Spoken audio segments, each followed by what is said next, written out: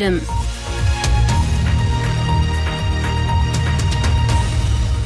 Kun sagantaa BBC Afaan Oromooti. Nu waliin tura.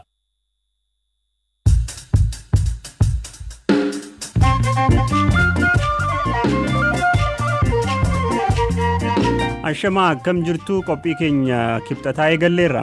Sabni Oromoo bilisa baheera amma ka barbaachisu misoomaa jedhan Ministeerri Muummee Abiy Ahmed har'a paarlaamaa irratti yoo dubbatan wantoota biroo dhimma yeroo irratti jedhan isin biraan geenya.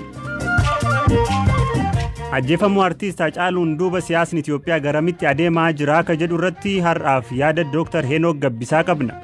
Rakkoo bu'uuraa biyyi Itoophiyaa qabdu hagan furomnetti kan kana caalaa biyya bal'eessu kan biyya tatamsaasitu itti fufuuf deema. Akkatti namni siyaasaa kaafaa obbo Dajanee Xaafaa hidhaman haati warraa isaanii BBC'tti himaniiru. Halkan dhufanii naannoo sa'aatii 10 irratti balbala reebaa bulanii balballi bannoo habaree wennaan didanii achii booddee sa'aatii 11 ta'ee banneefi. Angalaanaa Balaay nu waliin tura.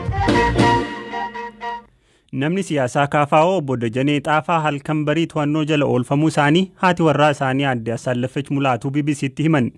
Obbo Dajaneen mana jireenyaa isaanii Ashwaa Meedaa jirurraa hayyama mana murtii malee qabamuu isaaniidha. Aadde Adaaneech ka dubbatan. Halkanidha. Halkan dhufanii naannoo sa'aatii 10 irratti balbala reebaa bulanii balbala irra turanii balballi bannoo habaree wennaan didanii achii booddee sa'aatii 11 ta'ee banneefi isa barbaanna jedhanii habarii'uu ajaja mana murtii fidaan jedheeni lakkii waan barbaadamaniif isaaniin fudhannaa obbo Dajanee Xaafaa barbaannaa jedhanii galanii fudhatanii deeman. Eenyu isaan namoonni kun? Namni 3 uffata koree bittinneessituudha. Namni 4 immoo 4-5 gara 8ti. Warri gammaashni immoo saraawwitii uffata saraawwitii uffatu. Kan raayyaa ittisa biyyaa jechuudha. Maal jedhan sababa isaa isinitti himaniiru?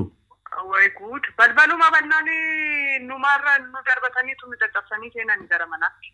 Maali yoomi yaadallee nama wanni jedhu balbala nu banuu diddanii ani bannee jenneeni habarii'uu jennee akkuma seera biyyattiin seeraan bultii ajaja mana murtii fidaa waan isin barbaaddanii nutti himaa jenneeni isa barbaannaa jedhan. Harka kee ol qabii jedhaniin harka ol qabee fattashaniin fuudhanii deeman. Achi erga fuudhanii deemanii poolis xaabiyaa gashanii dura poolis xaabiyaan miillumaan geessan. Waajjira poolisii isa kam jechuudha? Ashwaa Meedaa.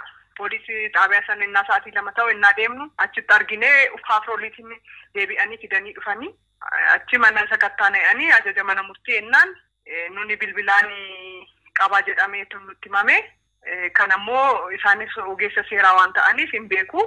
Kanaaf dhufnee jedhan bilbilaan qabaa jedhamee nutti himamee jedhan wadha ennaan hin didanii mana galanii hundumaa ilaalanii kan ittiin meeshaa fattashanis mana keessas naannessanii soofaarras qinaatti keessas naannessanii meeshaa soomaan argannee fuudhanii ba'an.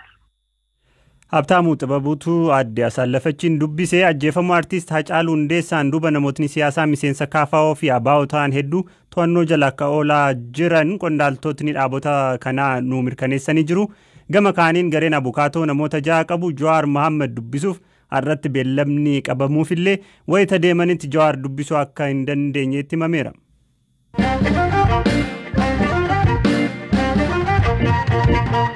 Tibbana jecha artiist Hacaaluu Hundeessaa booda namoota mana hidhaa galan keessaa tokko gaazexeessaa lammii Keeniyaa Yaasiin Jumaa akka ta'e miidiyaaleen Keeniyaa gabaasaa jiru. Yaasiin Jumaa Itoophiyaa taa'uun hojii gaazexeessummaa dhuunfaan hojjechaa akka turellee himama. Amma eessatti akka hidhamee jiru wanti ibsamee hin jiru. Zalaalam Taaddasa gabaasa qaba. Gaazexeessaan lammii Keeniyaa Yaasiin Jumaa dhimma siyaasa Oromoo namoota hordofuun gabaasaa turan keessaa tokko akka ta'e himama. Yaasiin bara 2009 miidiyaa biyya Keeniyaa NTV jedhamu irratti dookumentarii fiilmii waraana bilisummaa Oromoo gara kibbaa turan irratti hojjetee tamsaasee ture. Dhimmi kun mootummaa Itoophiyaa yeroo sana olaantummaan TPLF harka turee fi mootummaa Keeniyaa gidduutti mufii uumee ture jedhama. Dhimma kanaan mufachuun mootummaan Itoophiyaa Yaasiin Jumaa akka Itoophiyaa hin seenne dhorkee ture jedhama. Booda mootummaan mootummaan Itoophiyaa akka biyya seenuu eeyyamee fi waggoota 10 darbaniif magaalaa Finfinnee jiraachaa hojii gaazexeessummaa qorannoo gadi fagoo irratti hundaa'ee akka hojjechaa ture himama. Yaasiin Juumaa kana qofa osoo hin taane aadaa Oromoos haalaan barataa ofitti fudhataa nama jirudha jedhama. Miidiyaan biyya Keeniyaa Citizen jedhamuun beekamu akka gabaasetti Yaasiin Juumaa mormii ajjechaa Haacaaluu Hundeessaa hordofee magaalaa Finfinneetti gaggeeffamaa ture osoo gabaasu to'atame. Yaasiin Haacaaluu Hundeessaa waliin hariiroo gaarii akka qabaachaa tures gabaasni kun eerama. Dabalataan michuu xiinxalaa siyaasaa fi miseensa KFO Jawaar Mohaammed akka ta'e himama. Miidiyaan Horn of Africa TV jedhamu akka gabaasetti Yaasiin Juumaa mana jireenyaa Jawaar Mohaammed keessaa qabame. Yaasiin hiriyaa isaa tokkoof osoo hin qabamin dura ergaan karaa WhatsAppii barreesseef akkas kan jedhu ture. Magaalaa Finfinnee rakkoo nageenyaa jira. Amma mana nama siyaasaa hidhamee jiru Jawaar keessan jira. Erga gadi baanee guyyaa 3 ta'eera. Poolisii federaalaan marfamnee jirra. Akkan yaadutti sakatta'insa jalqabuuf jedhu natti fakkaata jechuun yaaddoo keessa jiru barreesseeraafi. Namootni maatii Jawaar keessaa dubbisni haalatti Yaasiin to'annoo jala oole BBC'tti himeera. Gaafa torbee darbati Yaasiin Jummaadha Jawar mana murtiirraa fidanii yeroo dhufan nama sakatta'an jedhanii yeroo dhufan sanitti waraqaa mana murtiitiin alatti Yaasiin Jummaa dabalatee isaa fi Hassan Jimaata nama jedhamuufi ammallee wartee kan waardiyaa jechuun jiraanu waardiyaa mana eegu Fayyee obbo jedhamu obbo Fayyisaa jedhamu fudhatanii dabalan namoota fi yeroo Jawar mana konkolaataa keessa manaa baasanii konkolaataa isii keessa galfatan Yaasiin Jummaatii fi jara lamaaniin maqaatiidha waan isaan bakka tokko fudhatanii ukkaamsanii deemanii amma bakka kan jiranii deemu waan irraa quba qabu qabu. Artist Haacaaluu Hundeessaa erga ajjeefamee namootni siyaasaa garaagaraa to'annoo jala oolaa jiru. OMN dabalatee miidiyaaleen Dimtsi Wayyaanee fi Tigraay Televizyinii jedhamanis cufamanii ture. Dimtsi Wayyaaneen garuu har'a gara tamsaasaatti satalaayitii biraan deebi'uusaa ibseera.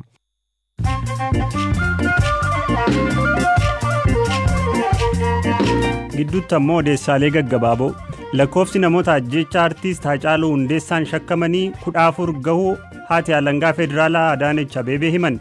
Shakkamtoonni 14 ta'an to'atamaniiru.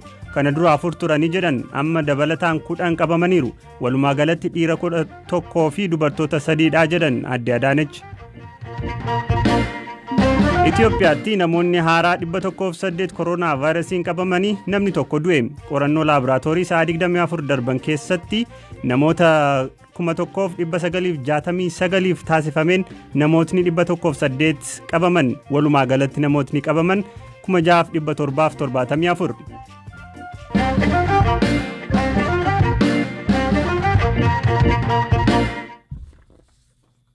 Manni maree bakka bu'oota uummataa walga'ii idilee har'a taa'een bajata mootummaa federaalaa bara 2013 birrii biiliyoona 400 fi biiliyoona 76 raggaasee jira. Yaa'ii mana maree bakka bu'oota uummataa kanarratti ministeerri muummee Abiyyi Ahmed argamuun gaaffiiwwan miseensotarraa waa'ee ajjeechaa artiist Haacaaluu Hundeessaa hidha haaromsa guddichaa fi nageenya biyyattii irratti dhiyaateef deebii kennaniiru. Ajjeefamuu Haacaaluun walqabatee hiriirota mormii fi yaadota Oromootni biyyaan ba'aa jiran dhageessisan irratti deebii kana kennan. እርግጠኛ ሆኜ የምነግራችሁ ኢትዮጵያ የጀመረችውን ታሳካለች ሚሞት ይሞታል እንጂ የጀመርነው አይቆም mirkaneeffannee kan isinitti himnu Itoophiyaan waan jalqabdanii milkeessiti kan du'u du'a malee waan jalqabne dhaabbatu waan adda hin cinneef namoota darbuu hin qabne aarsaa akka kaffalan osoo gochuu baanne gaarii ta'a. Du'a Haacaaluu Hundeessaa wajjin walqabatee okorri itti fufuu qabaa namoonni fi gareeleen jettan yoo xiqqaate karaa Haacaaluu hordofuu qabdu. Koottaatee adda duree taatee du'aa qabsaa malee isin gama teessanii ka'ee ajjeesi. Ka'ee cufii jettanii bariitummoo namoonni 8 du'anii jecha gabaasuudhaan injifannoo hin fiddanne.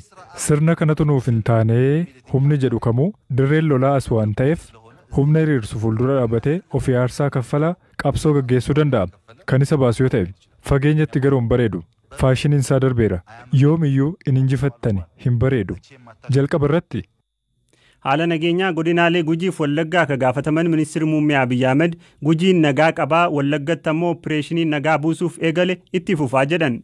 ጉጂ በፌስቡክ ነው የሚነገረው እንጂ በመሬት ላይ እንደዛ አይደለም ያለው ጉጂን ፌስቡክን መመመለ ዋንቲ ለፈረጅሩ አከስመቲ ቃመን ነቀይሳን ዱብሴራ ሐልቺ ቱሬራ ኡመኒ ሙርቴሴ ሆጂ ጉዳን ሆጀተሙ ሳቴን ዳንጋ ኬንያት ዋን ያቶፍ ደርቤ ደርቤ ኡምኖኒ ገለንጅራተንስ ነጋ ጉቱቱ ጅራ ወለገት ሲዮተ ጉድኖታ አርፈንቱ ገንዲ ቶኮዩ ከን ቃሞተ ሂደተኒን ቷተምን ጅሩ ቢፈሽፍታቴን ናኖ ሶቹአኔ ከነ ነመጀሰኔ ፊ ጉበንጅሩ Lafti kun bal'aa ta'uu isaarraan kan ka'e opporeeshinii guddaa gaggeessuudhaan naannicha qulqulleessuudhaaf hojiin eegalame jira. Fuuldurattis haaluma kanaan itti fufa. ሙከራ ተደርጓል። ወደፊትም በዚያው መንገድ ይቀጥላል።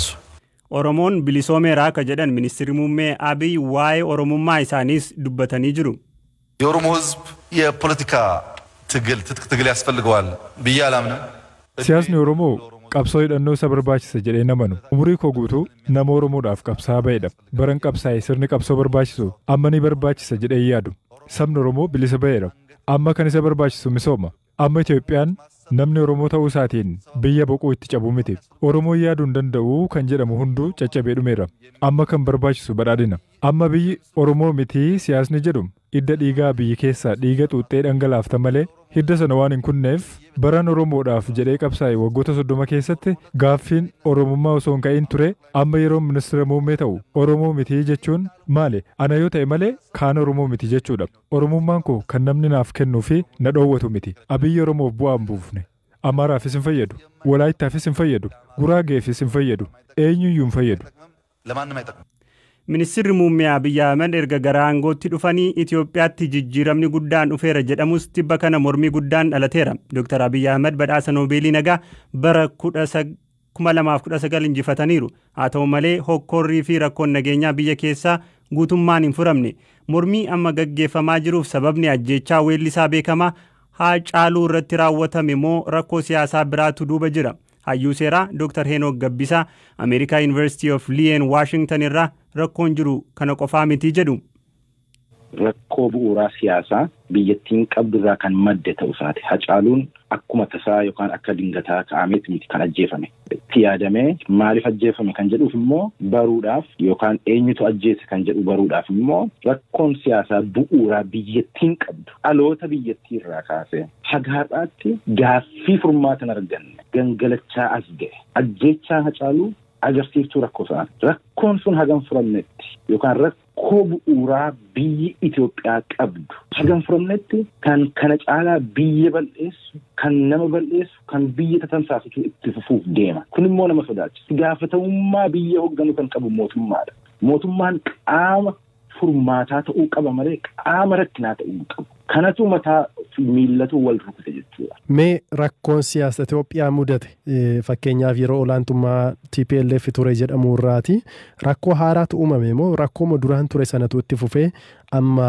biyyi tasgabbii gara dhabuutti ceete? Kan ammaa jiru kun kan waggaa lamaan darbarraa wanti adda isa godhu taatotni yookaan aktarootni siyaasaa gama aangootti dhufan sirna siyaasaa kan bara dargii yookaan immoo kan bara Haile Sillaasee kan olaantummaa jalqaba biyyi sun gaafa uumamte olaantummaa saba tokkoo qofa geggeessuuf biyya uumamte waan taateef sanatti deebite jechuudha amma biyyi.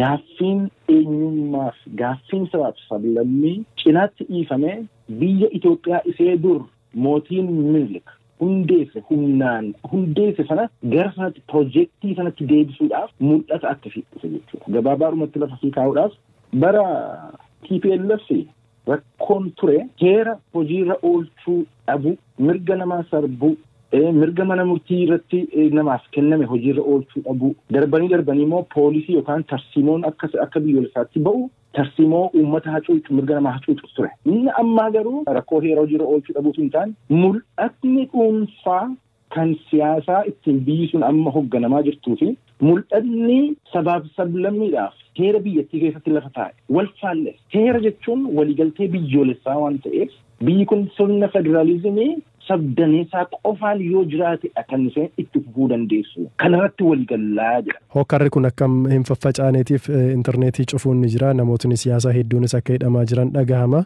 Kuni rakkoo siyaasaa amma uumamaa jiru kana furuu ni danda'a furmaatani ta'a kun bulchiinsa Dr. Abiy Ahmediif moo rakkoo ta'a? Innumaayyuu biyyattii tamsaasuuf deema. Dhiifama naa godhi malee intarneetii cufuun nama hidhuun nama silaa rakkoo kan si tasgabbeessuu danda'u si gargaaree si tasgabbeessuu danda'u hidhuu jechuun biyya kana boodhatti qileetti geessa malee gara furmaataatti hin geessu gara abdiitti hin geessu. Yeroo ammaatti yerootti intarneetiin communication tuulii guddaa ta'ee jirutti kan hunda balleessuun akkamiin furmaata ta'uu danda'a? Rakkoo caalaatti geessa malee biyyattii kamumatti furmaata ta'uu danda'a? kadhageenye Dr. Henook Gabbisaati ka dubbise immoo Zalaalam Taaddasaati dhaggeeffattoota keenya qophiinaadhaaf jennee qopheessine asuma irratti goola bamaa kan isinii dhiyeessaa ture Galaanaa Balaa waan nu hordoftaniif ulfaadhaa horaa bulaa deebana.